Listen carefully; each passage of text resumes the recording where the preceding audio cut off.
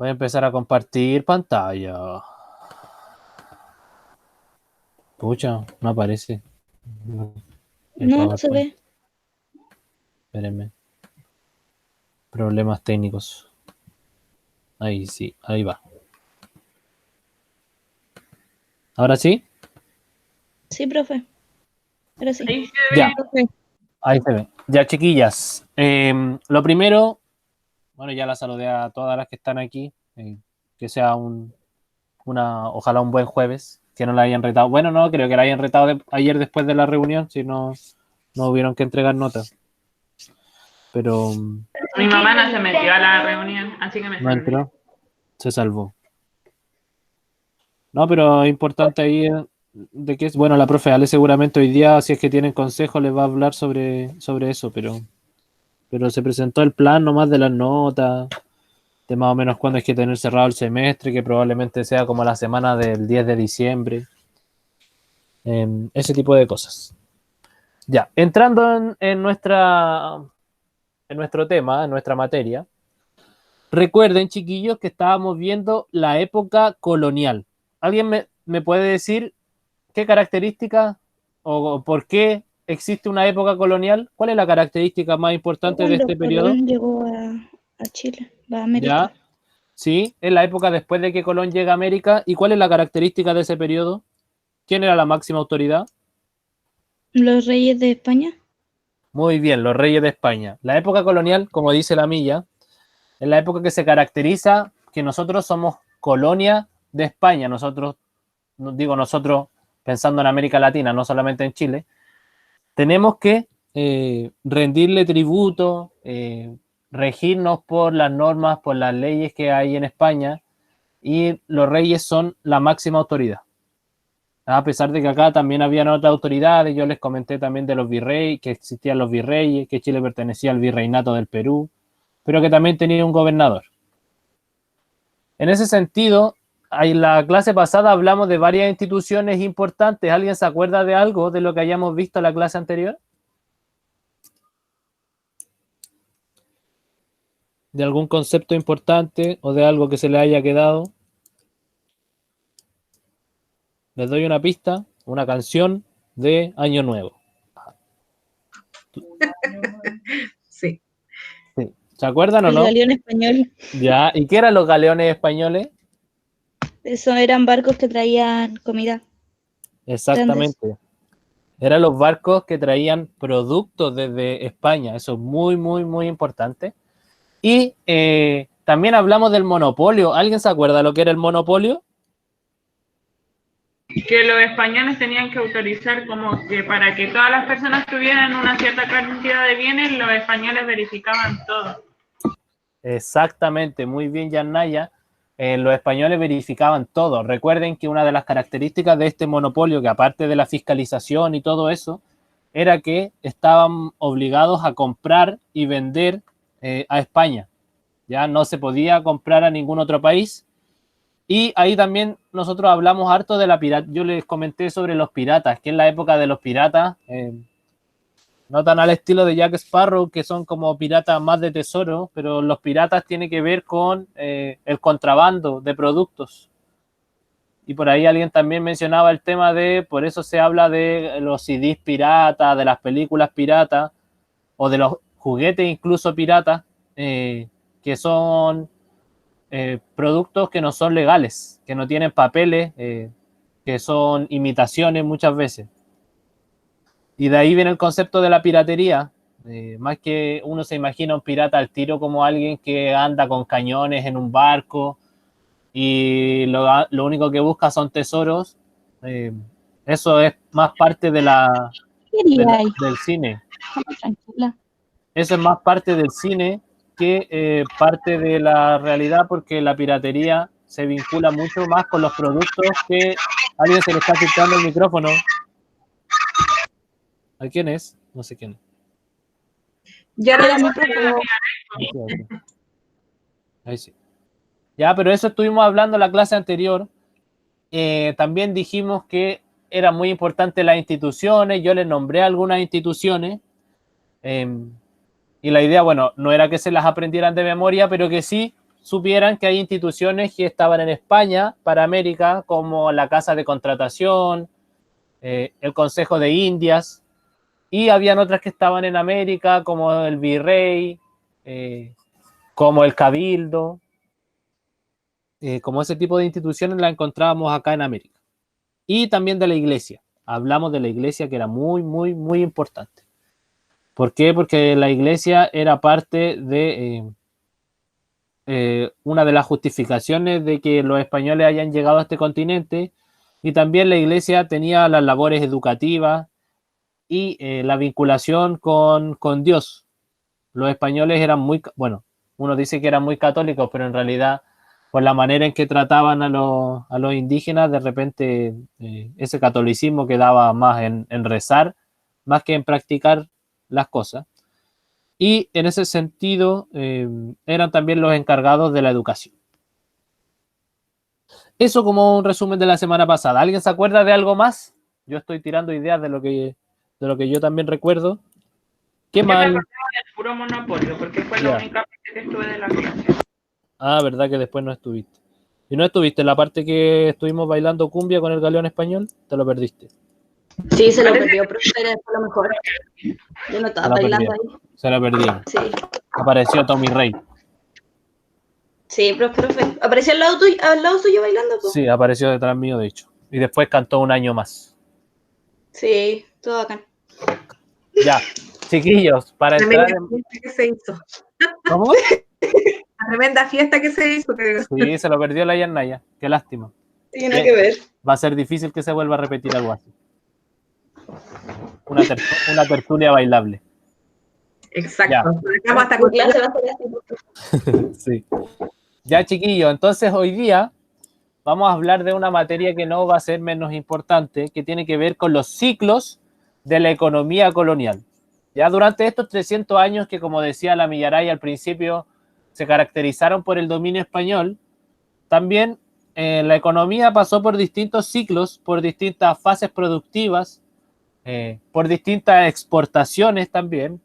Vamos a profundizar más harto en Chile, pero fueron momentos en donde primero Chile ocupaba un lugar en la economía de la época colonial bastante menor. O sea, si España tenía que decir cuál era el país que menos le aportaba, probablemente hubiera dicho Chile en esa época, porque no teníamos muchos recursos.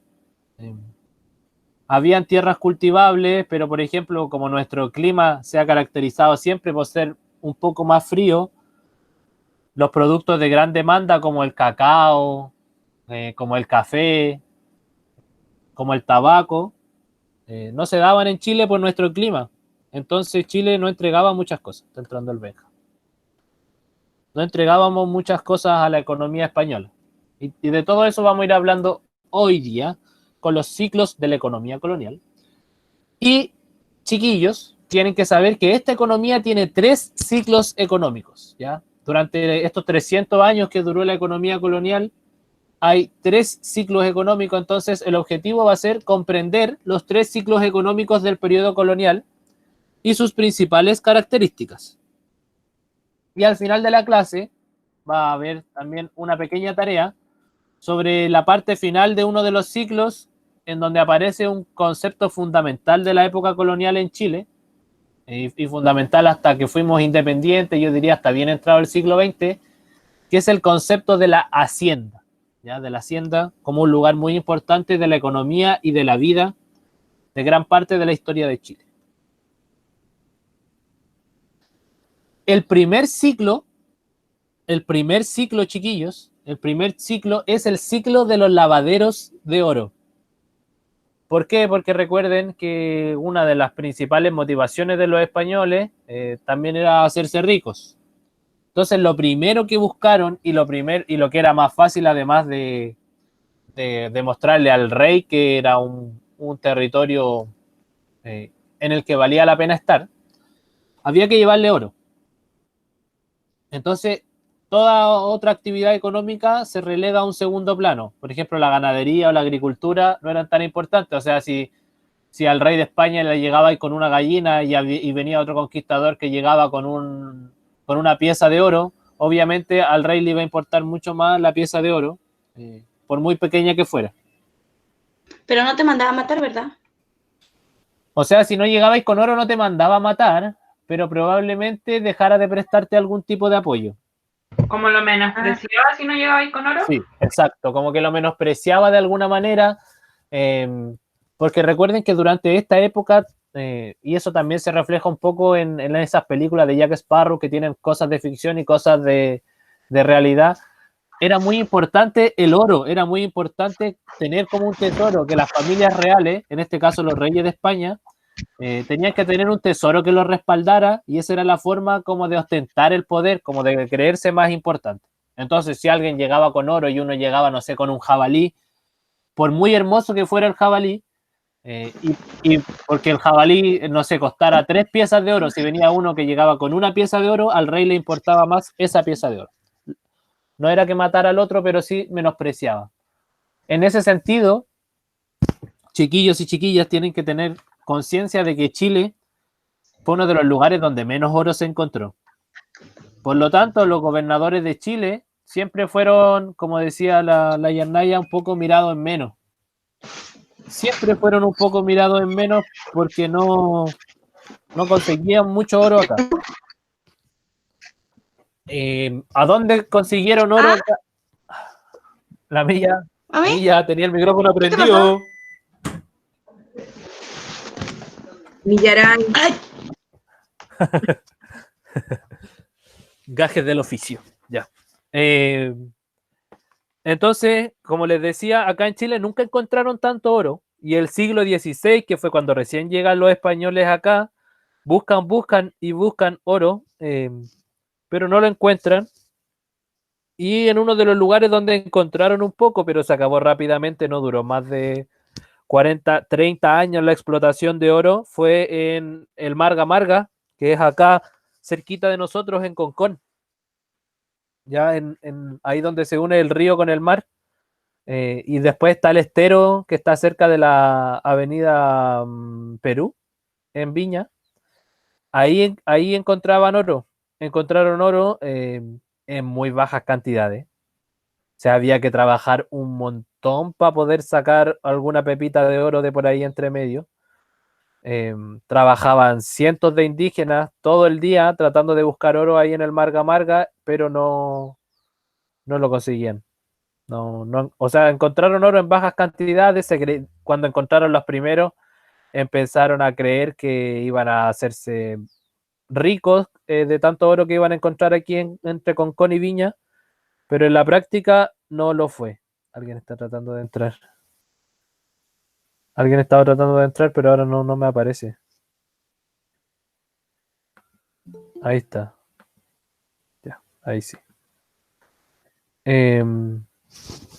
Así que eso era muy interesante. Chile tenía un lugar entonces muy, muy, muy retrasado en la economía de la explotación de oro. Y quienes obviamente tenían que buscar el oro eran los indígenas. ¿A dónde encontraron? También en Arandacoyo, un poco de oro, en Imperial hacia el sur. Y en la zona central acá en el Marga Marga. Esos fueron los 3 lugares donde se encontró oro, que era a muy baja escala. Ya no era un oro que uno iba caminando y se encontraba una pepita de oro. Jamás iba a pasar eso. Había que escarbar y trabajarlo además, porque era un oro que también no era muy, muy puro. En Chile, la época de mayor esplendor de los lavaderos de oro fue entre 1558 y 1580. Es decir, cuando más se encontró oro en Chile fue durante solamente 20 años. Y a finales ya del siglo XVI, acá en Chile, esa actividad así decayó, pero profundamente por la sobreexplotación. Entonces, ¿por qué por la sobreexplotación? Porque alguien encontraba una pepita de oro cerca de un río o en alguna montaña, inmediatamente mandaban a 1000, a 2000 indígenas a trabajar día y noche para seguir encontrando más cosas. Entonces, todo el oro que había ahí, que no era tanto, ya se lo acababan en 20 años. Y muy probablemente en esos lugares ya no quede ni siquiera una ínfima de rastro de oro de tanto que buscaron y lo trabajaron. Hasta que se aburrieron de buscar, pues pasaba mucho tiempo, después que pasaban un par de años donde no se encontraba nada de oro, ya se decretaba como un recurso agotado. Ese es el primer ciclo entonces, chiquillos. El primer ciclo vamos a decir que es el de los lavaderos de oro. Ya no se les tiene que olvidar. Y lavaderos de oro en nuestro país, una explotación bien baja, no teníamos mucho oro. Entonces, Chile nunca fue un territorio muy atractivo para los españoles. Tanto para los reyes como para las personas que querían venirse a vivir a América. Al último lugar donde llegaban era Chile, por varias cosas. La primera es, no iban a hacerse ricos en Chile porque no había oro. Y la segunda, pero yo diría que a lo mejor un poco más importante que lo del tema del oro, era la seguridad. Era la seguridad porque recuerden que en Chile la guerra entre españoles y mapuches duró mucho, mucho tiempo. Por lo tanto, los españoles no encontraban ninguna motivación en Chile porque por último dijéramos, no voy a encontrar oro en Chile, pero al menos voy a tener tranquilidad, voy a poder trabajar mi tierra de manera tranquila, voy a poder vivir en armonía con mi familia, etcétera, etcétera. Eso tampoco pasaba acá en Chile por las disputas que hubieron históricamente con los mapuches. Entonces, este es el primer ciclo de los lavaderos de oro. El segundo ciclo de la economía, ¿ya? El segundo ciclo de la economía, y no por ello menos importante, en Chile es el ciclo de la ganadería. ¿Qué es la ganadería, chiquillo? Es cuando se crían animales, ¿ya? Se crían animales para la venta de los productos, de los animales, de la carne y de los productos asociados a los animales. ¿Y por qué Chile se comenzó a especializar? Bueno, se dieron cuenta de que no había más oro y los españoles tenían que vivir de algo, tenían que tratar de vender cosas hacia el extranjero, de exportar algún producto, y empezaron a criar ganado, mucho ganado, ovejas, empezaron a traer hartos caballos, a criar hartos caballos, vacas, bueyes, gallinas, etcétera, etcétera. Y lo empezaron a criar porque en Perú se descubren los yacimientos, bueno, en Bolivia, perdón, en Bolivia se descubren los yacimientos de plata de Potosí. ¿Ya? Las minas del Potosí fueron las minas de plata que más riqueza le entregaron a los españoles. ¿Ya? Son muchas minas de plata que por lo tanto que eran un polo de atracción muy importante porque mucha gente se fue a trabajar a Bolivia a las minas, muchos indígenas iban para allá y los bolivianos necesitaban comida para alimentar a toda la gente que trabajaba en las minas. En ese sentido, Chile tuvo que convertirse en un exportador de materiales de animales o de materia de animales para poder abastecer ese nuevo mercado muy importante que estaba haciendo las minas de plata en el Potosí. Ya entonces el segundo ciclo es el ciclo de la ganadería. ¿Y qué es lo que principalmente exporta Chile? No exporta carne, ya, o sea, uno se imagina, van a criar animales y van a vender carne a los bolivianos. Lamentablemente no. Digo lamentablemente porque la carne históricamente los países que han exportado carne han sido Argentina, Uruguay, a la actualidad también Brasil exporta mucha carne. De hecho, la mayoría de las carnes de los supermercados, esas carnes que vienen como envasadas, selladas al vacío, vienen de Argentina, de Uruguay, de Brasil.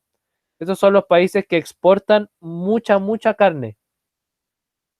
Entonces los chilenos criaban animales, criaban ganado, pero no exportaban la carne, que era lo que más ganancias le hubiera obtenido, sino que lo que exportaban los chilenos era cuero, el cuero de los animales, chiquillos.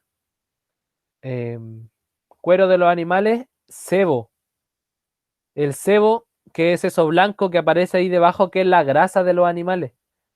Grasa que sirve para las masas, Es como manteca, ya manteca que sirve para freír, para cocinarse con algunos animales, o sea, con algunos alimentos, perdón. Eso era lo que Chile principalmente exportaba, algunos cereales en baja cantidad, frutas secas, aguardiente, charqui. Esos eran los principales productos que exportaba Chile, que sumando y restando eran bien baratos. O sea, a lo mejor lo más caro que exportaba Chile eran los cueros de los animales, pero los cueros eran más baratos que la carne, po. Si los cueros servían para hacer o fabricar ropa o fabricar algún accesorio, eh, para fabricar, no sé, cantimploras. Las cantimploras antiguas eran de cuero, cantimplora donde se echa el agua, ¿no? Algunos accesorios, algunas herramientas que se podrían hacer de cuero o que tenían empuñadura de cuero, pero eso era lo que Chile vendía, entonces tenía un lugar bastante rezagado, bien secundario, o sea, de todos los lugares secundarios, o sea, de todas las economías de acá, como les decía, Chile no tenía oro y segundo, nunca pudo exportar algo realmente importante que le diera muchas ganancias. Estábamos bien rezagados, bien, bien dejados de lado por parte de la economía colonial. Y a eso sumémosle el monopolio, que probablemente si los chilenos exportaban este tipo de cosas, ni siquiera podían fijar el precio del cuero, el precio del cebo, el precio de los cereales, de una producción artesanal de vino. Todos esos precios los fijaba la corona española. Así que eran demasiado bajos. Y ahí también, chiquillos, vamos a hablar un poco del monopolio, que era algo que habíamos comentado en la clase anterior, que, como decía la Yanaya, era que controlaban todo, había una prohibición de venderle y comprar a otros países. Y eso, chiquillos, en un comienzo le funcionó a los españoles. En un comienzo le funcionaba. Al principio parecía ser que la monarquía española, los reyes de España se iban a hacer muy ricos porque ellos controlaban todo, controlaban los precios, vendían los productos de América, pero cada vez más, estas 2 veces al año, ¿se acuerdan que yo les comenté en la clase pasada que 2 veces al año salían los galeones españoles hacia América, hacia algunos lugares, puertos específicos, donde se organizaban ferias para vender? Rápidamente esas 2 veces al año comenzaron a quedarse cortas. Los productos se agotaban.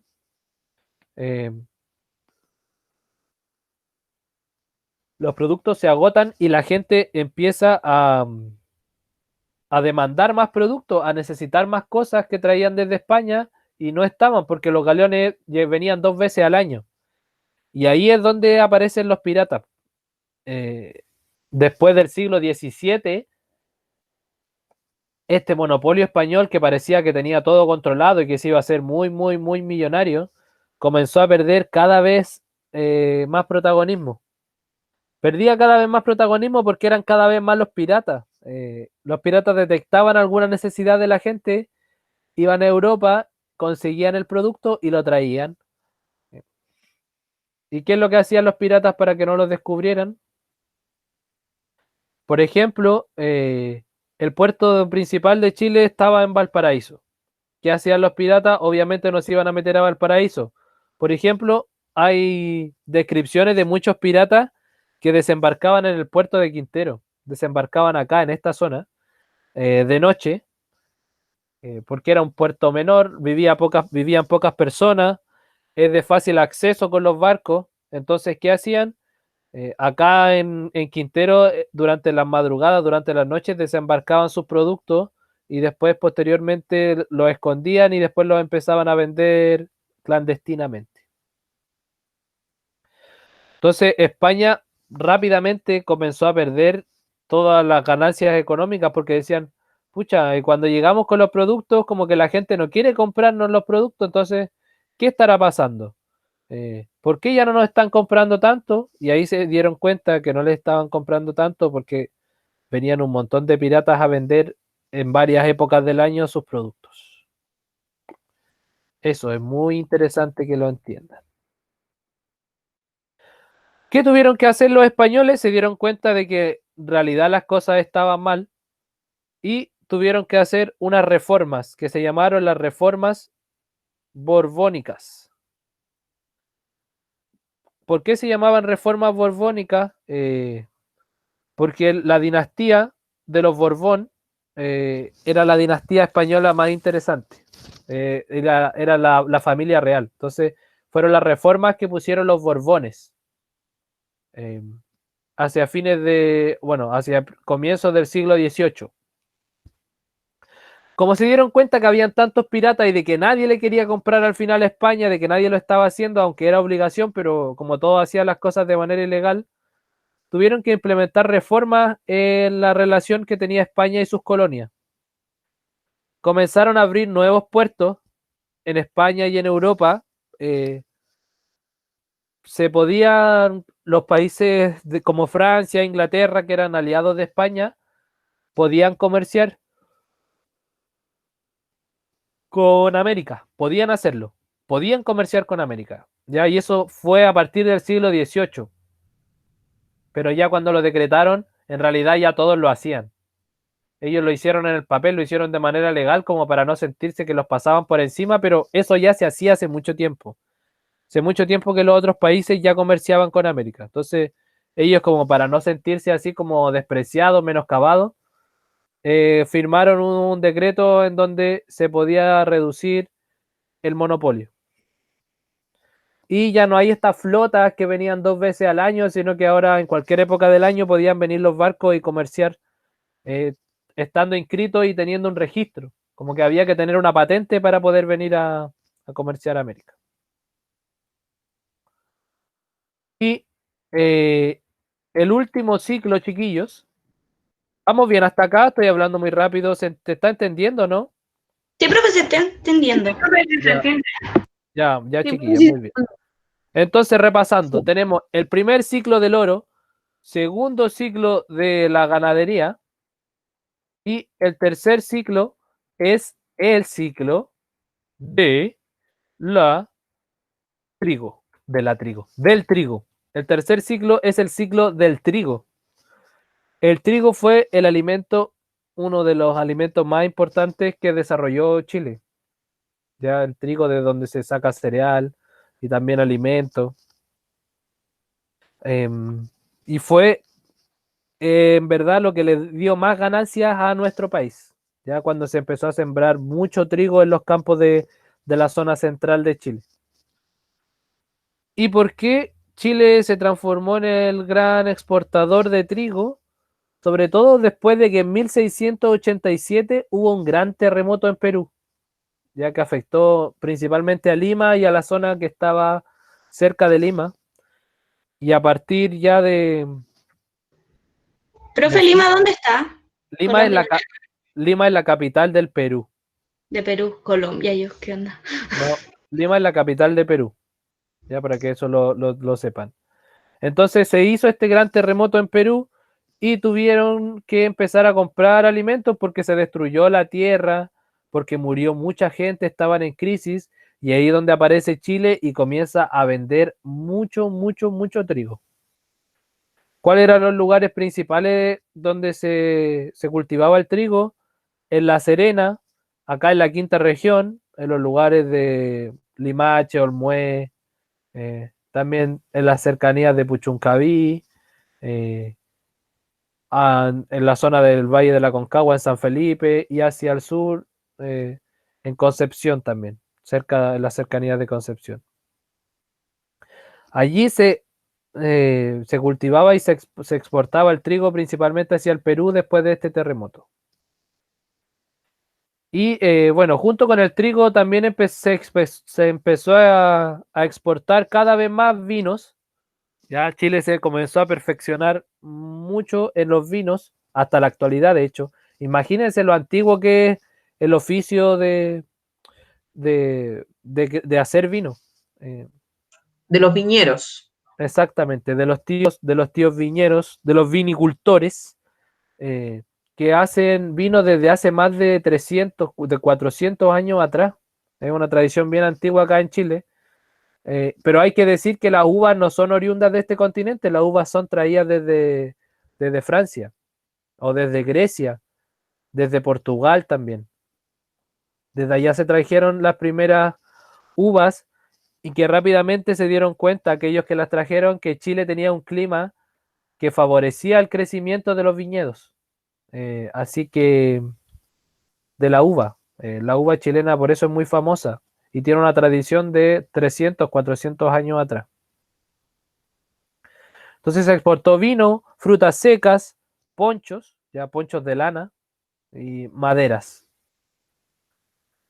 Y todo esto se fortalece en algo que se transformó en el centro de la vida durante la época colonial, incluso después durante la independencia, que es la hacienda. ¿Alguien ha escuchado hablar de ese término, hacienda? ¿Qué es una hacienda?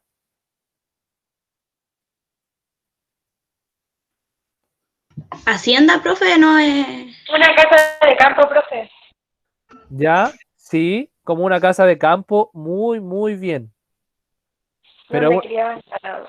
exacto, donde se criaba el ganado, pero es una casa de campo grande, o sea, una hacienda en la época colonial era una casa del campo que tenía por lo menos 10, 12 hectáreas, que tenía, como decía, se criaba ganado, pero también se cultivaba, también se producía vino, eh, también eh, se hacían ponchos, habían personas dedicadas a hacer queso, personas dedicadas a trabajar los cueros.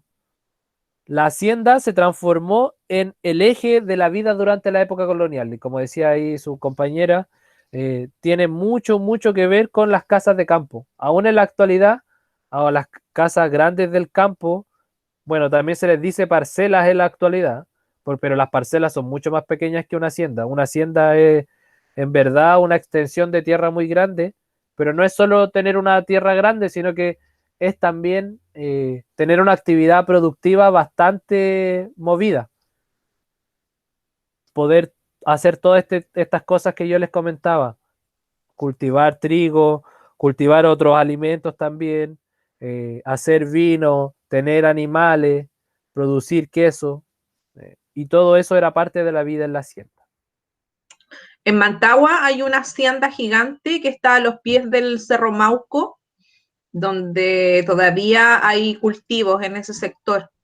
Y ahí es una de las entradas también de las subidas para ir a conocer el Cerro Mauco. No sé si la ubican.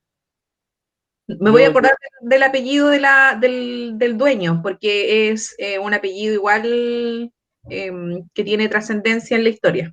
rimbombante, un apellido de esos que suenan bonitos. Algo así como Echeverría, una cosa así. Sí, puede ser Echeverría. Mm. También por ahí en Valle Alegre está la hacienda que se llama Malacara, también está por ahí hacia arriba. Y siguen habiendo algunas chiquillos, pero son cada vez menos. Sobre todo acá en la zona no hay muchas. Hay muchas haciendas que fueron abandonadas. O hay muchas haciendas que después de un tiempo fueron expropiadas y fueron subdivididas dentro de los trabajadores.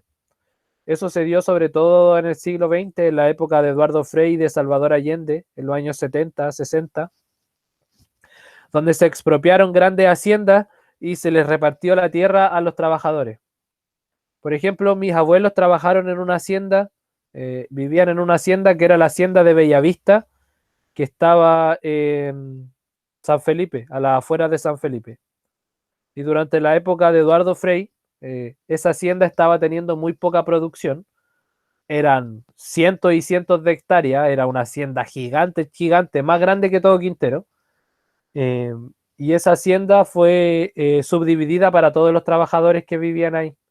De hecho, mi abuelita actualmente tiene un campo en San Felipe de como 4 hectáreas, 5 hectáreas, que le fue otorgado durante la época de Eduardo Frei de la expropiación a estos grandes dueños de hacienda que tenían territorios gigantes, gigantes, chiquillos, y que muchas veces no eran tan aprovechados. Tenían paños de tierra enormes donde no había nada, no hacían nada, estaba en una tierra que estaba botada. Entonces se le expropió esa tierra y se le entregó a los trabajadores que muchas veces no tenían ni dónde vivir. Pero la hacienda fue un espacio productivo durante la época colonial y el espacio productivo más importante, o sea, la hacienda era donde se desarrollaba la vida total. Dentro de la hacienda, supongamos que yo tenía una hacienda, la hacienda del patrón cisterna, así se va a llamar mi hacienda. La hacienda del patrón cisterna, y en la hacienda del patrón cisterna vivían 100 campesinos con sus familias. Yo les tenía destinado un lugar donde ellos se podían hacer como un ranchito, así como unas piezas bastante precarias, donde ellos vivían, y a cambio de que yo les di un pedazo de tierra para que ellos vivieran, ellos tenían que trabajar para mí. Y de ese trabajo, muchas veces aquellos hombres y mujeres no recibían ni siquiera un sueldo. O sea, ¿cuál era el trato?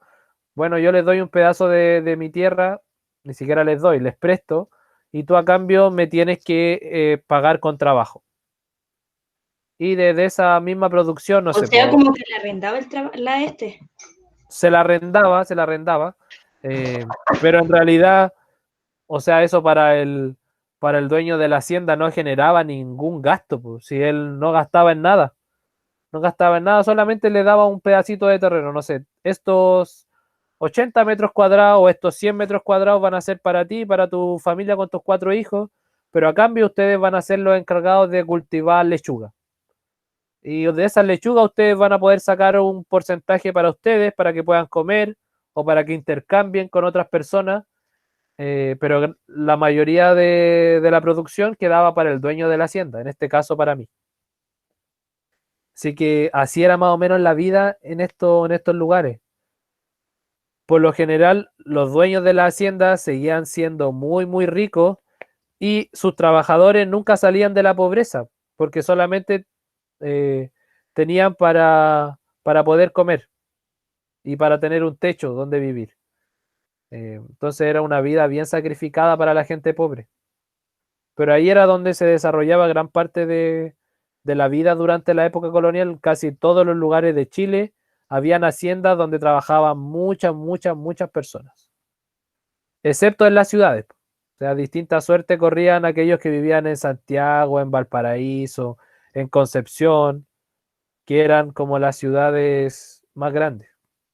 De hecho, chiquillos, para que ustedes sepan, Viña del Mar también era una gran hacienda. Era la hacienda de la familia Vergara. Por eso, donde se hace el Festival de Viña, se llama la Quinta Vergara. Y casi todo Viña, desde ahí, desde la Quinta hasta el mar, era propiedad de la familia Vergara, que tenían una hacienda allí. Una hacienda que se dedicaba a los vinos. Tenían una producción de vinos muy, muy, muy alta, y por eso es que también la ciudad se llama Viña del Mar, porque tenía la particularidad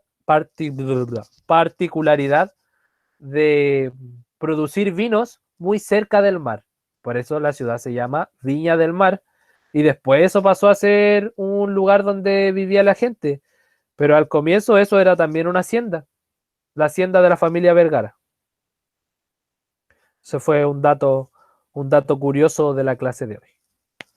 Ya Viña del Mar, todos los días se aprende algo nuevo, profe. Todos los días se aprende algo nuevo. De hecho, Viña del Mar, para que ustedes sepan, no es una ciudad antigua.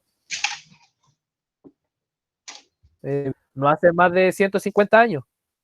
Era una hacienda antes de eso, le pertenecía a una familia. Vivían sus trabajadores nomás ahí, pero no era una gran ciudad.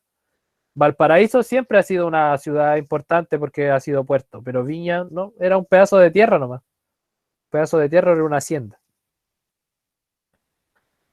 ¿Qué otra característica tenían las haciendas, chiquillos? Es que eran autosuficientes. ¿Qué quiere decir esto? el concepto de autosuficiencia quiere decir que estos personajes, los dueños de la hacienda, producían la carne, producían la vestimenta, producían los vegetales, tenían trabajadores especializados para todas las cosas, tenían sus propios animales. Entonces, dentro de estas grandes haciendas, los dueños tenían todo lo que necesitaban para sobrevivir. O sea, obviamente, por ejemplo, cuando querían comer pescado, tenían que ir a comprar el pescado o a intercambiarlo por los productos que ellos tenían, pero una persona puede sobrevivir sin comer pescado o algún producto que ellos no tuvieran, de repente lo intercambiaban. Pero si ellos hubieran querido, con la dieta, basándose en solamente los productos que ellos tenían, hubieran podido sobrevivir. ¿Y quién era la jerarquía? Ahí aparece la idea del patrón de fundo, del patrón de hacienda, o el hacendado también se le llamaba. Y era él el que estaba encargado de todo. Abajo del patrón había una figura que se llamaba capataz, y el capataz era quien tenía el trato directo con el resto de los empleados, de los campesinos, y él tenía una especie de... Era como el que estaba debajo del patrón de hacienda, ya el que también le mantenía ordenado todo y era el que tenía contacto más directo en los campos con los trabajadores. Entonces tenemos la figura del patrón y también la figura del patrón no hacendado y la figura del capataz.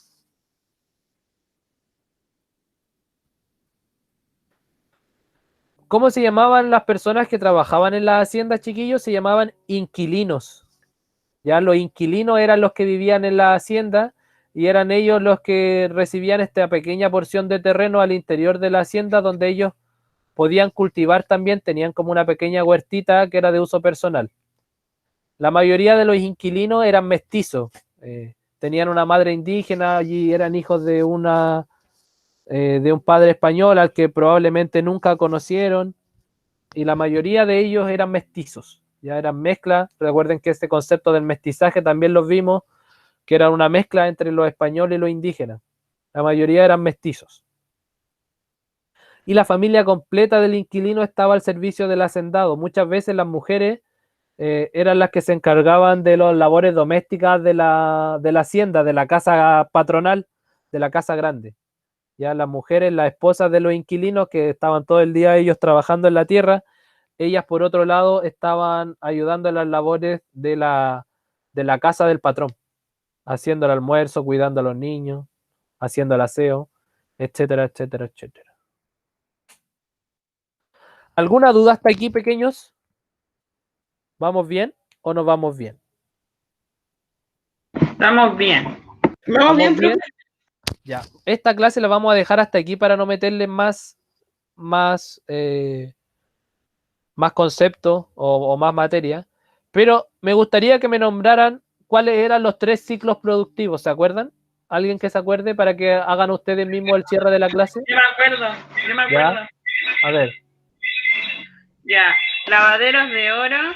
¿Sí? ¿De oro? ¿Sí? ¿Cuál más? El ciclo de la ganadería. ¿Ya? Y el ciclo del trigo. Muy bien, muy bien. Esos eran los 3 ciclos que vimos hoy día. Y alguien también aportó en el chat. ¿Ya? ¿Y alguien me puede explicar con sus palabras qué es lo que es la hacienda? Con sus palabras, en base a todo lo que dijimos.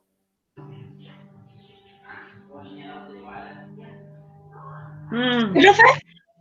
Si alguien me puede explicar con sus palabras qué es la hacienda. Un lugar grande donde, no sé. Ya, un lugar grande. ¿Y qué se hace en ese lugar grande? Porque no tengo batería. Lo ponen, ¿cómo se llama esto? Una persona gobierna el es Ya, como una sí. casa. Cuando nos pongo el Gobierna el teléfono. y presta los Ya, sí, sí. ¿Qué ¿Alguien más puede completar la que dijo la Millaray? ¿Me entendió, cierto? Sí, sí, más o menos, pero ojalá que alguien lo pueda completar. Pero se me está terminando de secar. ¿Alguna otra idea de la hacienda? Ya, el Bastián dijo que era una casa de campo. Ya, sí. Una casa de campo grande. Muy bien. ¿Y qué característica tenía esta casa de campo grande?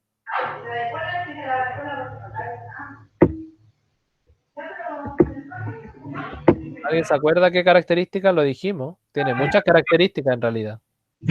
Naya se te ¿Qué quedó cosa la hacienda? Sí, la hacienda. Ya está terminando ya. No, dale, La Naya tenía el micrófono prendido. Yanaya, apaga el micro. Ahí sí. Ya, Cristel, ¿qué había dicho la Cristel?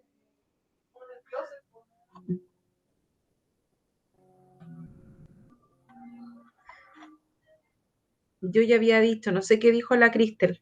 No sé qué dijo. Tampoco, no, busco más arriba, pero no veo.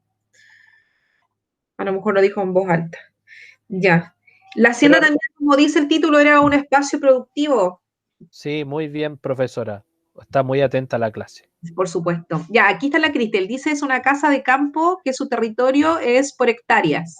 Sí, muy bien, muy bien. Su territorio es por hectáreas y recuerden que ahí aparece el concepto de autosuficiencia, que por lo general en la hacienda se producía todo lo que se necesitaba, tenían caballos, tenían viñas, tenían lugares de plantación, tenían incluso muchas haciendas tenían hasta sus propios herreros, sus propios artesanos ahí dentro, tenían empleados domésticos, la gente que vivía alrededor de la hacienda estaba ahí todo el tiempo y trabajaba para el patrón.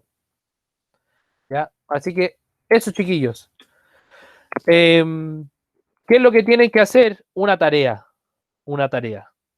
Van a tener que realizar la actividad de la página 103 del libro y esta actividad trata sobre la hacienda. ¿Ya? Esa actividad trata sobre la hacienda. Es la actividad de la página 103. ¿Lo anotaron? Página 103, actividad sobre la hacienda. Profe, yo le saqué pantallazo. Muy bien. Saqué Página- Profe, yo no tengo el libro. Lo pueden bajar igual el libro, está en ¿Le internet. mando foto del libro? Sí, Yo también también. le pueden pedir a sus compañeros que le manden alguna foto de la página 103. Son unos Ya. documentos, unas imágenes, pero trata sobre la hacienda, que fue el último tema que nosotros vimos. Ah, ya, profe. Bueno. ¿Alguna otra duda, chiquillos? ¿Algún otro comentario? ¿No? Basti, ¿qué necesita que le manden por Gmail? Este libro. ¿El libro? A la tarde tenemos consejo de curso, ahí podemos ver el tema de los libros porque yo creo que la próxima semana voy a ir al liceo a hacer entrega. No. Cristel, no tienen que hacer un dibujo o un resumen. Ahí hay unas preguntas. En la página 103 hay 5 preguntas que ustedes tienen que responder, ya que son en base a documentos y en base también a algunos dibujos, algunas pinturas que aparecen ahí. ¿Ya? Así que eso, chiquillos. No sé si alguien tiene algún otro comentario. ¿No, profe? Sí, ahí yo creo que a la tarde podrían coordinar eso de que le manden la página del libro al Gmail o también los libros, porque también se pueden descargar los libros de la página del Mineduc. Bueno. Así que ahí también, eso también lo podrían ver en consejo para que le mande el link de donde están todos los libros a los chiquillos. De repente ahí también los podrían descargar si es que no lo tienen en físico. Sí, profesor, muy buena acotación. Sí, así que eso pues chiquillos. Espero que les haya gustado la clase. Igual participaron un poco. Vamos mejorando cada vez más igual la participación. Y yo sé que tienen clase antes, pues yo los esperé hasta las 12:05, así que para la próxima igual traten primero de terminar la clase anterior a la hora y también de ser puntuales con la clase de historia para que de repente no queden colgados con el objetivo o con el inicio de la clase. ¿Ya? Así que eso pues chiquillos, espero que estén bien. Cuídese, profe, figura. Adiós, que estén bien. No, profe. Chao, que estén bien. Fue mi primo, el Brandon, por si acaso, no Ah, yo. ya fue el Brandon, sí, me parecía una voz extraña y conocida. Ya, que estén bien. Chao, Yanaya. Saludos al Brandon. Chao, chao. Chao, Milla. Chao, chao. Ya, profesora Alejandra, acabamos de terminar. Maravilloso. Sí, Puede dejar de grabar. sí, muy bien. Ya. Me están llamando por teléfono. Ya, Me tengo Oka. que ir. Nos vemos. Cuídate. Perfecto. Ahí hablamos. Gracias, Esteban. Chao, chao. Ya, chau, chau.